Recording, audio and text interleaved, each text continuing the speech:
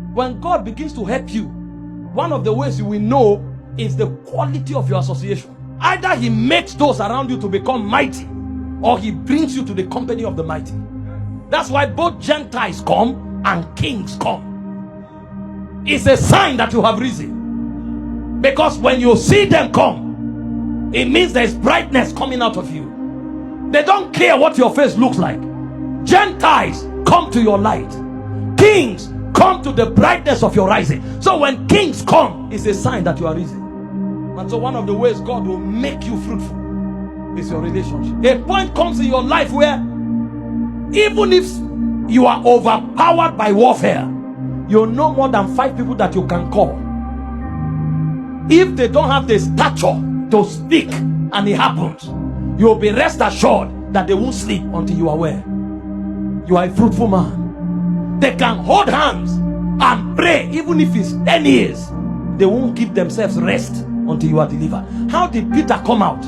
He was locked in prison. The man was tired because Herod stretched his hand and slew James. And when he saw that he pleased the Jews, Acts 12, 1-5, he went for Peter. So the opposition was fierce. Peter was tired. While he was in prison, the guy was fed up. He laid down. They should do whatever they want. But the Bible says no. Prayer was made of the church for him. There are men that will not rest until you shine. They will pray out their liver until God moves you. It's a sign. You don't become fruitful first with money. You become fruitful with quality covenant relationships. I told you about David. There are certain men that if a fly touch you, everything they have saved for their lives, they can give it up to ransom you. David said, I desire to drink water from the well that is in the sepulchre, that is in the sepulchre of Rachel, that is in the garrison of the Philistine. Why will you desire to drink water from there? What is in that water that you are looking for? You are saying the water is in the garrison. Why will you want to drink there? But so long as he desired it, the Bible says 3 men had it. The army won't permit it. Even David won't permit it. But they said they put their lives in jeopardy. That means the taste of David was more important to them than their lives. I'm talking fruitfulness. Men don't become fruitful just by having money. If money is all you have, you are still a poor man. You think the wealthy, the mighty, their first point of contact is money, is connections. That's why those who don't have spirit, when they have money, they use it to buy connection. Because connection is a stronger guarantee than money. And the men jeopardized their lives to bring David water. He was shocked. Why did you go? Why did you risk your life? It's just water. I can drink any other one. No, your test won't let us in. No wonder the Bible said the host of David became like the host of God. There are men that God will bring into your life. Just mention your vision. The moment it comes out of your mouth, it's their duty to bankroll it. This is how great vision thrive. The Bible speaks of valiant men whose heart the Lord has touched. You think visions thrive like that? When Moses wanted to build God a house, God desires that the tabernacle be built. If you have gold, silver, purple garment, purple linen, bring it. The Bible said they brought wealth until Moses began to announce, we have more than enough. Don't bring again. When David wanted to build God a house, the Bible said the mighty men of David, you needed to see the silver, the gold that they were bringing. When dollar was still about 150 naira, we did the calculation, it was over $18 billion. But now dollar is over 1,500. So you do the math. He just mentioned. I'm telling you, see, somebody, you will come into fruitful and productive relationships.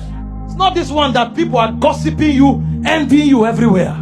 See, there is a place for that. Influence covers for that one, because God prepares a table for you in the presence of your enemies. That's one level. But there's another level where those who follow you are willing to die for you, whether you are present or absent. That was one of the greatest gifts that Jesus had. All his disciples, the only one who went back was because of prophecy. And Jesus said it. It was the son of perdition. And it was so that scriptures can be fulfilled. When he left, all the disciples were killed. Apart from John, who was carried. No one said, wait, let me think about it. In fact, church history told us, when they wanted to kill Peter, this was a man with wife and children. He didn't say, wait, let me write a love letter to my wife. He's not an irresponsible husband. But there was something else burning in his spirit. My love for my master. Connection, my loyalty, my fidelity. What did Jesus do to him? And he said, when you crucify me, don't put me up like my Lord. Turn me upside down. The guy wasn't praying, deliver me. It's an honor to be crucified for you. But I can't be crucified like you. Even John died. Because although we didn't know how he ended, but they told us that they threw him into boiling oil. He didn't change his mind. Tied him to a caravan, threw him around the city. He didn't change his mind. So when you talk about blessings, when you talk about fruitfulness, if you will count God and count the quality of your relationships, every other thing comes from there. When Saul was pursuing David, his men didn't go back. David was behaving as a madman. They followed him and behaved like that. David was being hunted. They followed him. And in fact, they were mighty. But because David said, we won't fight this man, all of them surrendered their bows. Nobody argued with David. Let's go to war.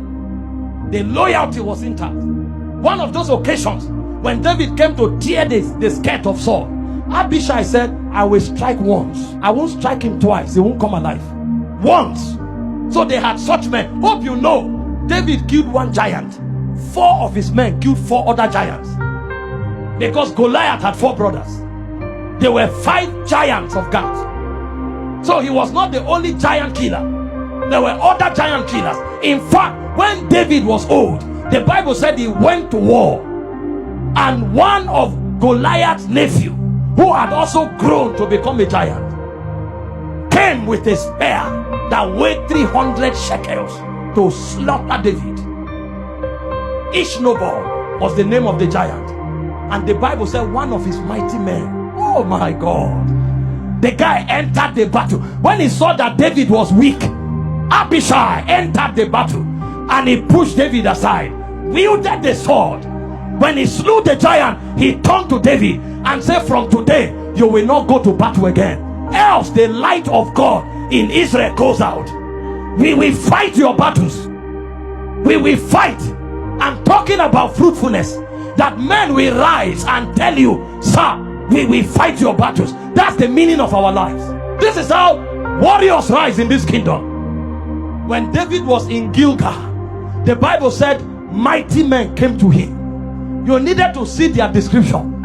It says some were of the children of the Gadites. It said their faces were as lions. Men that had capacity. They were like, they had strength of beasts. It spoke of some of them. It said they move on the mountains like gazelles. They can sneak behind enemy lines and defeat the enemy unawares. They shot the arrow with the left, shot with the right. And they said they were men of renown, mighty, who could go to war. So David can sleep, kingdom is advancing. How did you think he fought 66 battles? He had valiant men. In your career, in your ministry, in your business, may valiant men appear